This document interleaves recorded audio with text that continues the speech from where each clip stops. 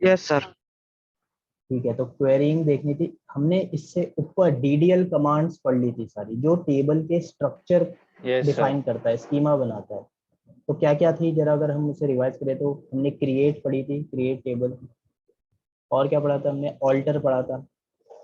Alter के अंदर भी हमने ऑल्टर के अंदर भी हमें तीन तरीके से हम उस क्वेरी को यूज कर सकते हैं। क्या कोई बता सकता है तीन क्वेरी क्या थी ऑल्टर के अंदर? Add, add, modify, modify modify, नहीं, ड्रॉप। और फिर drop. Add, drop. Modify, drop. ठीक है, सर तो ऑल्टर में आती है ड्रॉप टेबल, तो डायरेक्ट नहीं होती? डायरेक्ट भी होती है, डायरेक्ट भी होती है। हाँ। ड्रॉप अगर आपको पूरी टेबल ड्रॉप करनी हो, अगर आपको पूरा का पूरा डेटाबेस ड्रॉप करना हो तो ड्रॉप आप अलग से यूज कर सकते हो। But what about one column? Dropping अच्छा, वन हाँ कॉलम। हाँ, right right right right right right. एक कॉलम को ड्रॉप करना है तो आपको फिर ऑल्टर के साथ यूज करना पड़ेगा। अब हम पढ़ेंगे डीएमएल कमांड, जो टेबल के अंदर वैल्यूज इंसर्ट करेगा। अगर कुछ चेंज करना है तो अंदर की वैल्यूज को चेंज करेगा, बाहर के स्ट्रक्चर को कुछ नहीं करेगा। तो देखते हैं, ये तो select employ number from employ, simply employ number सारे शो कर देगा। Select employ number E name from employ, ये एम्प्लॉय नंबर वाले कॉलम एंड ई नेम वाले सब, उनके साथ वाले ई नेम सब साथ में शो कर देगा। आपने दो कॉलम लिखे तो दो कॉलम साथ में शेयर कर देगा। Select E name from employ होता तो ये तो बिल्कुल जैसे ऊपर वाले थे वैसे ही था, ई नेम आ जाता। बट हमने ई नेम के साथ लिख दिया एज, और फिर उसके बाद नेम। ये एज नेम क्या करेगा? ई नेम की जगह नेम लिख देगा, ई नेम की जगह नेम लिख देगा, मतलब उसके ऊपर का जो नाम है वो चेंज कर देगा। इसीलिए से रीनेमिंग ऑफ कॉलम भी बोलते हैं। ये एक एग्जांपल है, यहाँ पे रीनेमिंग इन्होंने यूज करी है ई नेम के साथ। और जो सैलरी थी, आपके पास कॉलम के अंदर एक सैलरी थी, बट उसे एनुअल सैलरी निकालनी थी, तो उसने देखो कितनी इंटरेस्टिंग तरीके से यूज किया। Select E name as name, comma, salary into 12। तो ऐसे भी आप यूज कर सकते हो, सैलरी इंटू 12, और सैलरी के अंदर आने वाली हर वैल्यू को वो 12 से मल्टीप्लाई कर दो। ठीक है, बट अगर कोई पहली बार ये देख रहा है तो शायद समझ ना पाए कि यहाँ पे एनुअल सैलरी बोलना चाह रहा है। एनुअल सैलरी के लिए उसे यहाँ पे फिर रीनेम फंक्शन का यूज करना चाहिए। तो वो देखते हैं करता है नहीं। Select E name as name, तो जो पहले किया था ई नेम की जगह name, salary into 12 as annual income. तो दो, यहाँ पे दो वर्ड्स है, तो दो वर्ड जब भी होते हैं तो हम यहाँ पर ये लगाएंगे, इन्वर्टेड कॉमा लगाएंगे या सिंगल कोट्स लगाएंगे, एनुअल इनकम। तो अब यहाँ पे एनुअल इनकम लिखा हुआ है। डिस्टिंक्ट क्लॉज क्या होता है? डिस्टिंक्ट क्लॉज सिर्फ यूनिक वैल्यूज ही प्रिंट करता है। Select distinct department ID from employ. तो अगर बहुत सारी डिपार्टमेंट आईडीज रिपीट हो रही थी, तो आपने जैसे उसके आगे डिस्टिंक्ट लगाया तो एक एक ही आएगी, सिर्फ एक एक रिपीट होगी। Then where clause, where clause बड़ा इंपॉर्टेंट होता है। वेयर क्लॉज क्या है? स्पेसिफिक रो को प्रिंट करने के लिए you have to use where clause. और आज मेरे को यही आपको बताना है कि जब हम कनेक्टिविटी करते हैं, एसक्यूएल पाइथन कनेक्टिविटी करते हैं, तो उसमें ये वेयर वाले क्लॉज को कैसे रन करते हैं, क्योंकि उससे पहले वाला मैं बता चुका था, वो रिवाइज करवा दूंगा। बट मैंने ये वेयर वाला नहीं बता पाया था उस दिन, तो वो आज मैं बताने की कोशिश करूंगा अगर टाइम बचता है तो, वरना नेक्स्ट क्लास में बता दूंगा, उसमें तो कोई problem. Select distinct salary from employees where department ID is equal to D01। तो ये सिर्फ उन्हीं रिकॉर्ड्स को, उन्हीं रोज को पहले तो इकट्ठा कर लेगा, अलग कर लेगा, जिनका डिपार्टमेंट आईडी D01, और फिर उनके अंदर जितने भी सैलरीज होंगी, डिस्टिंक्ट सैलरी, उन्हें प्रिंट कर देगा। तो क्या आप ये समझ पा रहे हो? ये जितनी बड़ी क्वेरीज है आपको उन्हें रीड करना आना चाहिए। अभी तो खैर यही आपके लिए कॉम्प्लेक्स होगी, या और भी कॉम्प्लेक्स होगी, जैसे भी हम ऑर्डर बाय और ग्रुप बाय करेंगे। ये वेयर तो सर आसान है, मतलब आसान है ना ये? काफी ठीक बार है, यूज पे। हाँ। तो ये देखो, select star from employ where salary greater than 5000 and department ID is equal to D0। तो जब दोनों कंडीशन आपको चाहिए, दोनों कंडीशन फुलफिल होनी चाहिए, तो यू यूज तो एंड एंड लगा। लगाएंगे। और ये पूरे डेटा में से ही सर्च करेगा, पूरी टेबल में ही सर्च करेगा। और एक चीज़ और ध्यान देनी है कि 5000 नंबर था, तो इसीलिए मुझे यहाँ पे कोट्स लगाने की जरूरत नहीं पड़ी, नोटेड कॉमा लगाने की जरूरत नहीं पड़ी। बट यहाँ D04 एक स्ट्रिंग था, या आप बोलो वेर कैर या कैरेक्टर था, तो इसलिए इसमें ही लगाया गया। Select star from employ where not where, देखो नॉट क्या करता है ना, जो भी होता है उसको उल्टा कर देता है। तो E name is equal to Alia को ये चूज कर रहा था, इसके आगे नॉट लगा लिया, तो E name not equal to Alia, ये इसके इक्विवेलेंट हो गया। तो यहाँ पर वो हर वो ई नेम सेलेक्ट करेगा जहाँ पे आलिया ना हो, just because of this not. तो अगर ये एग्जाम में आएगा तो बहुत बच्चे कंफ्यूज हो सकते हैं, बट सच बोलूँ तो अगर ये एग्जाम में आ गया तो आप बेसिक आइडिया फिर भी लगा सकते हो। उनकी क्वेरीज देखने में इतनी अजीब नहीं है कि आप आइडिया भी ना लगा पाओ। क्यों? अगर ये मान लो आ जाता और आपको पता ना होता, फिर भी आप आइडिया नहीं लगा पाते कि ये जो नॉट आलिया है उनके रिकॉर्ड प्रिंट कर रहा होगा। तो ये ज़्यादा कुछ मुश्किल है। Select E name department ID from employ, जहाँ पे सैलरी ज़्यादा है 20,000 से, लेस है 50,000 से, तो ऐसे में एंड लगाना बिल्कुल एंड करता है। और इसको लिखने का एक और तरीका है बिटवीन की हेल्प से। बिटवीन आपने जो भी नंबर लिखा है एंड उन दोनों के लिए लिख सकते हो।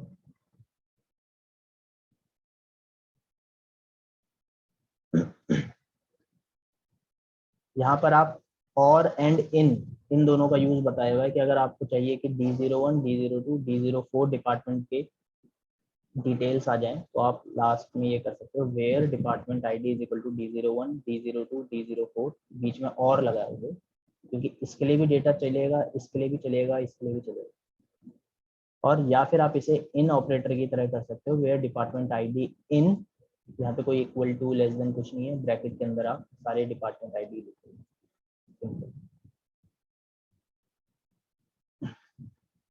Select star from employ where department ID not in, तो वो आपको पता ही है क्या करेगा, D01, D02 के अलावा वाले सारे प्रिंट कर देगा। मैंने रिकॉर्डिंग की। हाँ,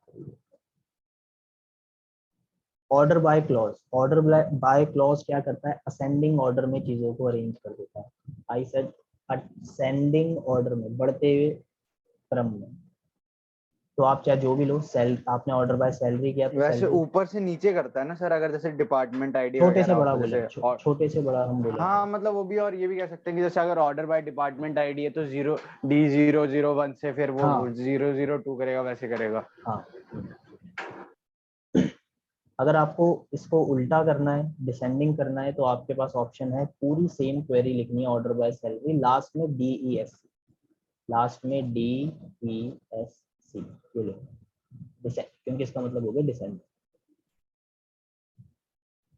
और एक चीज सर और, ये एक बच्चे से पूछा था, उसने पूरी स्टेटमेंट लिख दी थी इंग्लिश वाली, जो हमारे लिटरेचर ले साइड लिया में लगता वाइवा है हो रहा कि था।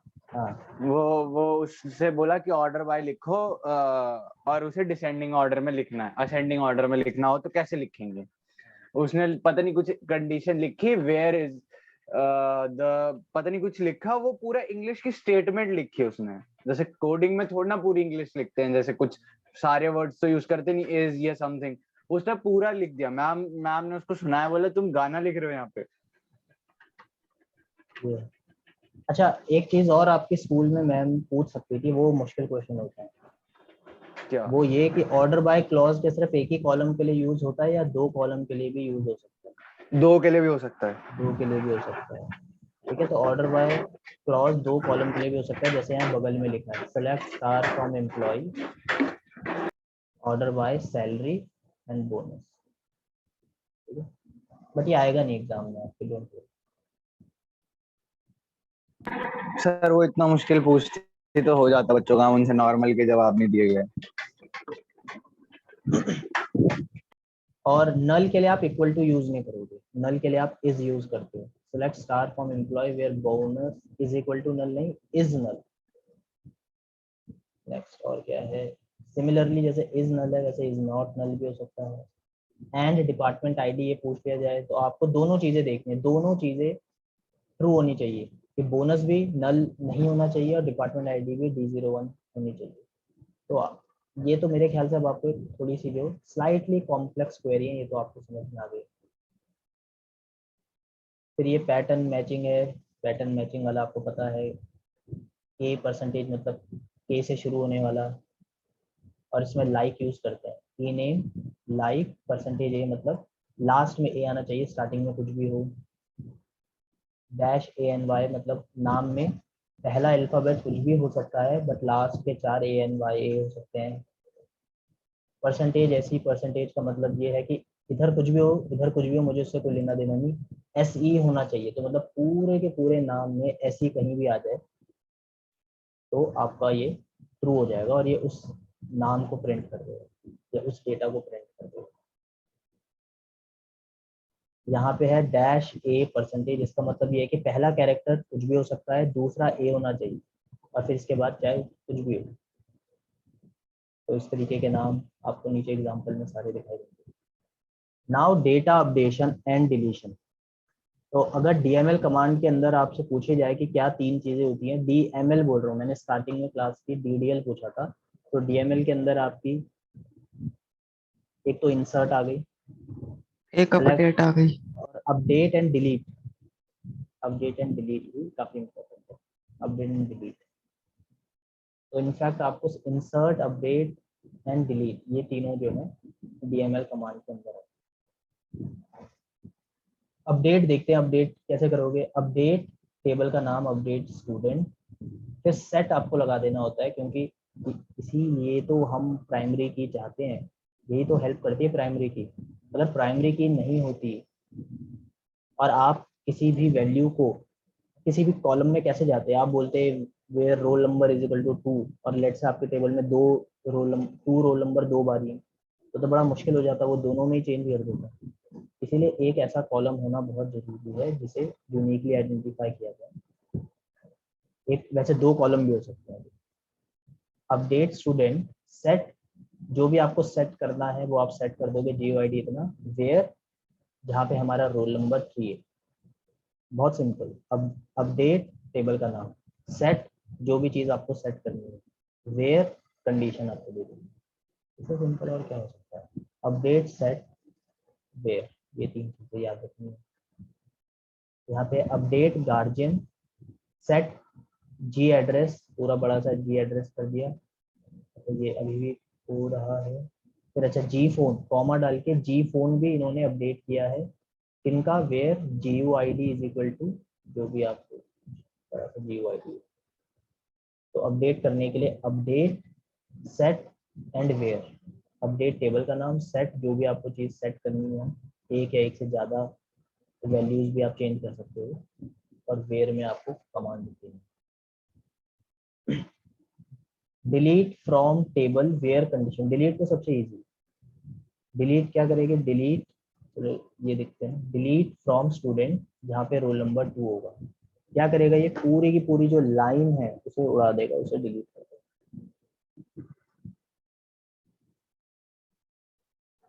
फंक्शंस इन SQL आपके है, बट ये वाले फंक्शंस नहीं है जो यहाँ पे आ रहे हैं।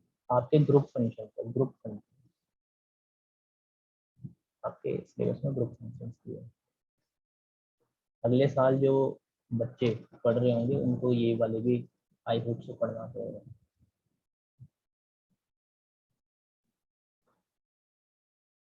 और क्या कभी कभार सिलेबस ना रिड्यूस ही कर देते हैं, तो क्या पता ना भी।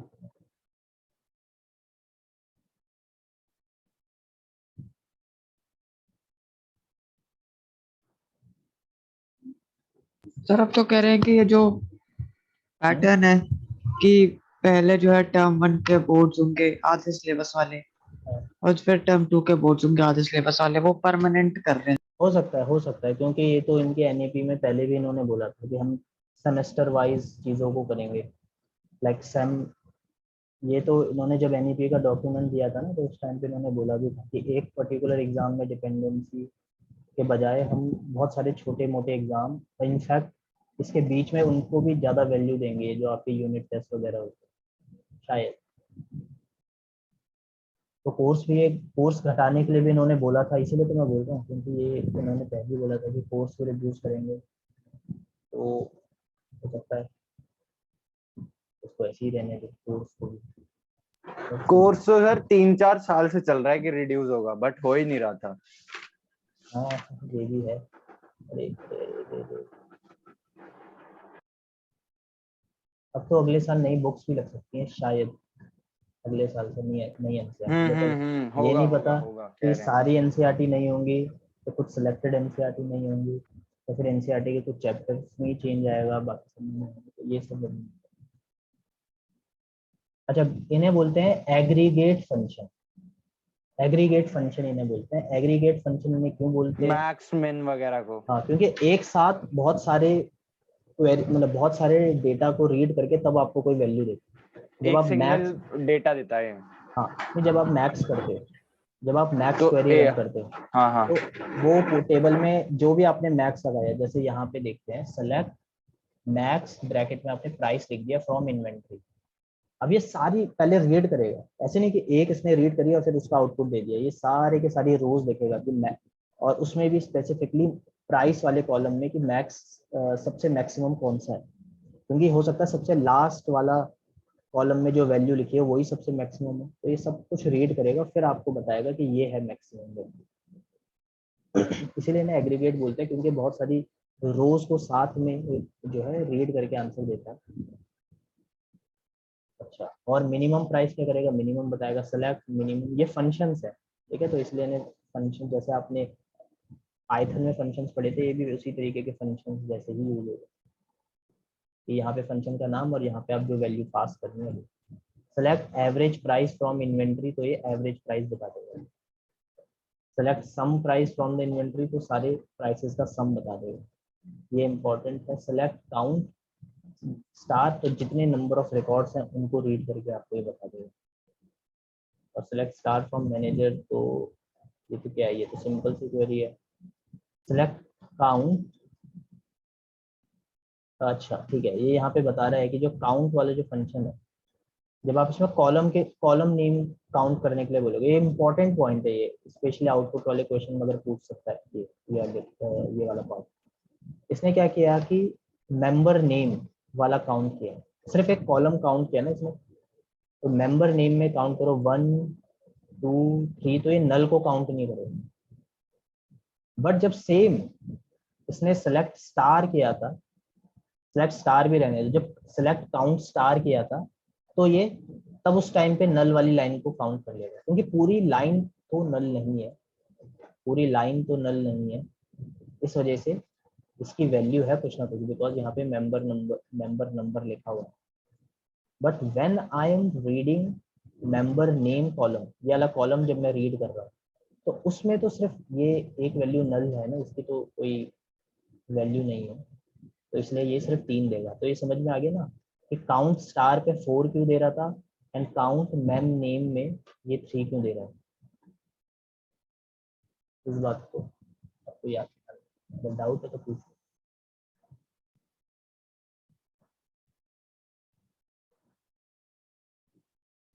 काउंट स्टार को आप ऐसे भी यूज कर सकते हो, select count star from inventory where model is equal to we,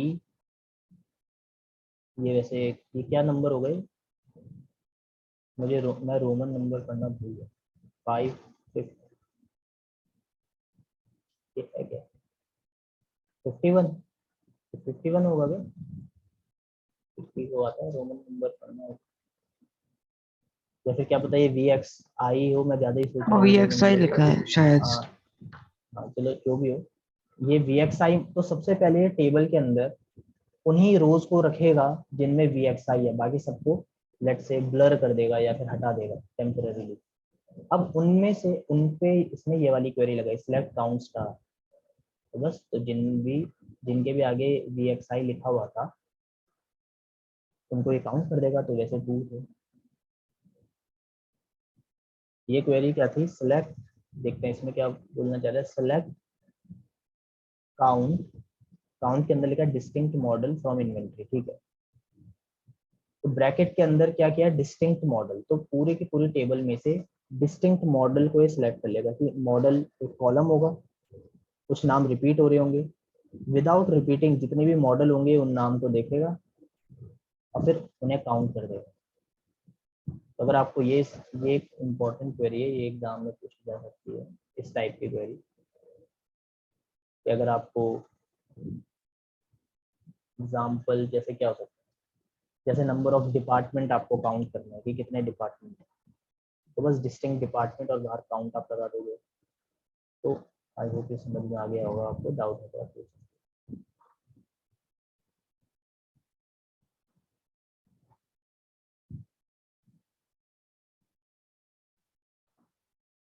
select average price from inventory where model is LXI।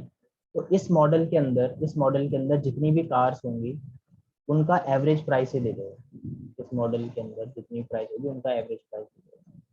तो ये वाली तो फिर भी इजी, ये जितनी क्वेरीज मैंने अभी आपको बताई है ये फिर भी इजी है, बट जब एग्रीगेट फंक्शन के साथ ग्रुप बाय आ जाता है, ये आपके पूरे चैप्टर की सबसे मुश्किल क्वेरी है। और बिलीव इट और नॉट, एक एटलीस्ट एक क्वेरी तो ये आएगी ही आएगी, बट प्रॉब्लम नहीं है कुछ भी, क्योंकि ये बहुत ही इजी क्वेरी है अगर आप एक बार पढ़ लोगे। और जब ये एक क्वेरी आएगी तो अगर समझ में नहीं भी आ रही तो इसे रखने में भी फायदा है। तो मैं आपको पहले समझाने की पूरी कोशिश करूँगा। ये टेबल है, ठीक है, number, car ID, customer ID, sale date, payment mode, employ ID, sale price, commission. अब यहाँ पे बोला है display number of cars purchase by each customer from sale table.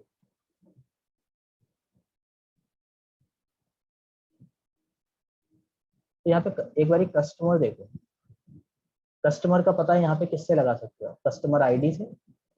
Her customer की अपनी एक आईडी होगी। तो यहाँ पे देखते हैं C001 है, उसने एक कार खरीदी। C002 है, फिर C004 है, फिर अगेन C001 ने एक और कार खरीदी है। C0003 है, C0002 ने एक और कार खरीदी है। तो मेरा सिंपल सा क्वेश्चन ये है कि हर कस्टमर का नाम आ जाए और उसके साइड में लिखा हुआ आ जाए कि उसने कितनी गाड़ियां खरीदी है। तो group by name and car, number of car.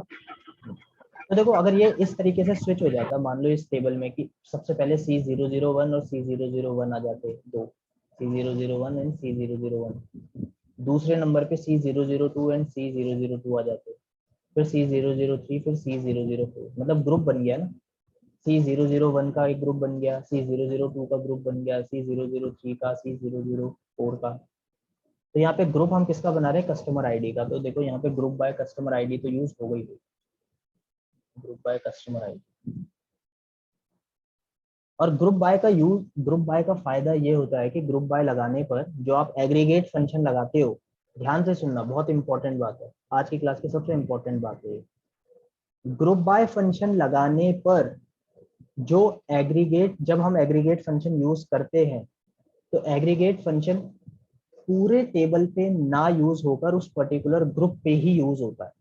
बस ये बात आप समझ गए। इन जो अब एग्रीगेट फंक्शन की क्वेरीज है वो आप पूरी समझ जाओगे। मैं दोबारा रिपीट करता हूँ कि जब भी हम ग्रुप बाय फंक्शंस लगाते हैं और ग्रुप बना लेते हैं, जैसे कार का ग्रुप बना दिया, तो एग्रीगेट फंक्शन पूरी टेबल में ना चलकर उन ग्रुप्स पे चलता है। जैसे C001 पे एग्रीगेट फंक्शन चलेगा, फिर C0002 पे एग्रीगेट फंक्शन चलेगा, फिर 3 पे, फिर 4 पे।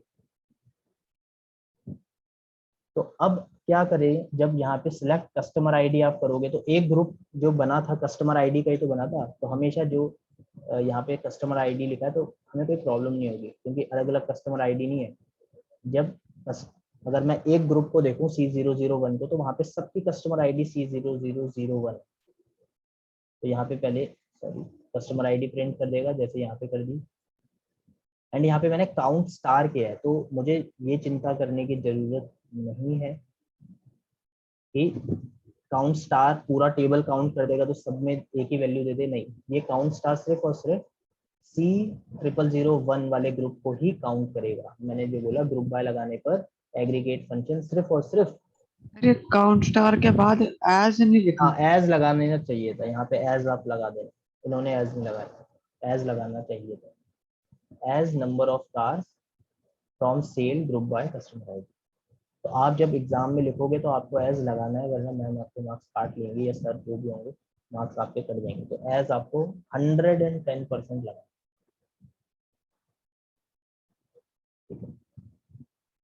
अच्छा, अब यहाँ पे display the customer ID and the number of cars purchase, यहाँ तक तो जितना ऊपर का वो वही क्वेश्चन हो गया।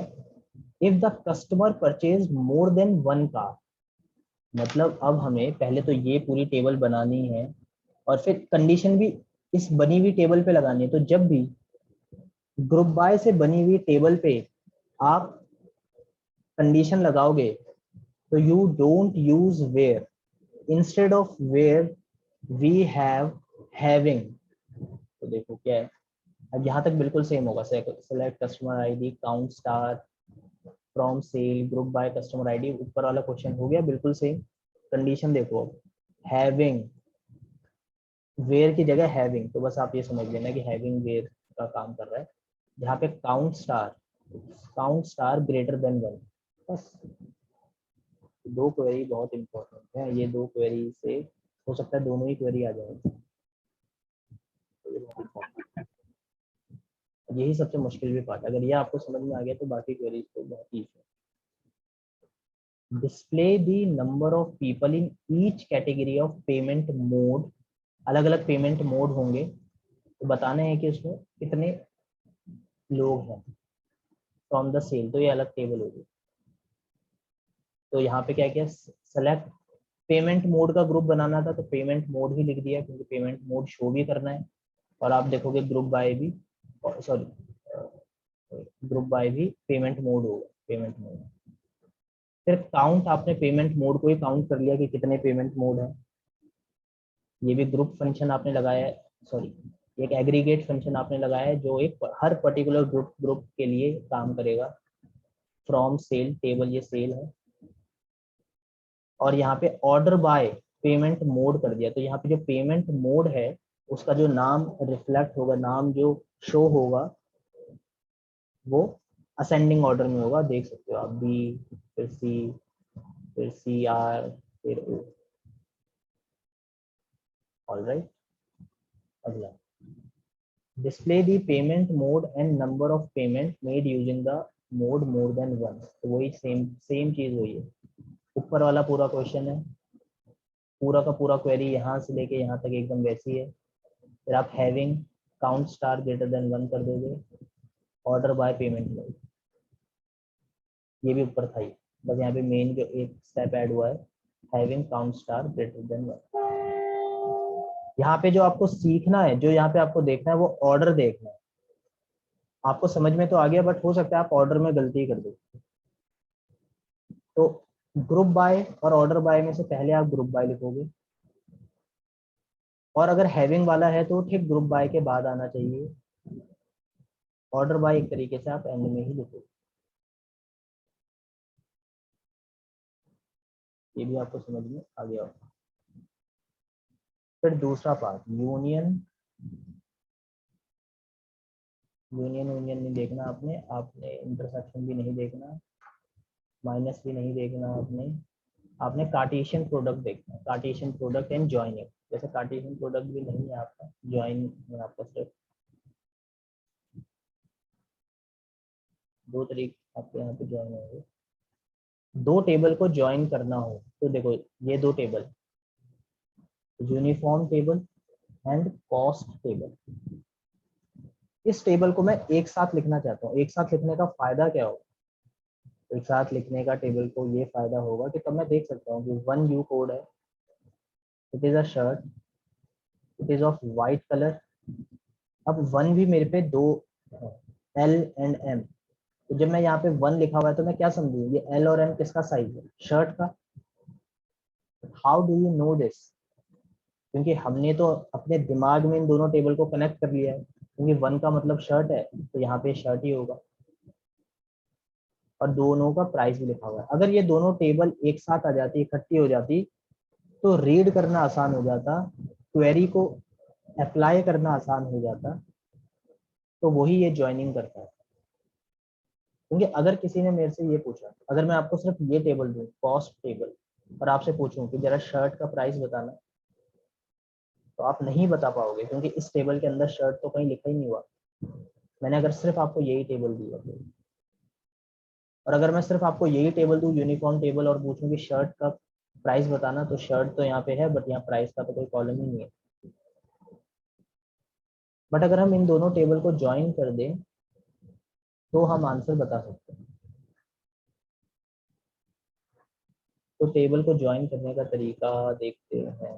देखो ज्वाइन करके कुछ टेबल ऐसी दिखाई देगी। ये वेयर क्लॉज से ज्वाइन किया, तो देखते हैं क्या किया इन्होंने। सेलेक्ट शो, तो आपको सब कुछ करना है स्टार्टिंग में। ज्वाइन टेबल को ज्वाइन करने के बाद भी इट्स योर विश कि आप कौन सा कॉलम दिखाना चाहते हो। तो अब आप क्या कर सकते हो, देखो जैसे यहाँ पर यू कोड के साथ नेम नहीं था, यू नेम नहीं था, बट जब आप ज्वाइन कर दोगे तो you code and you name आप दोनों दिखा सकते हो साथ साथ।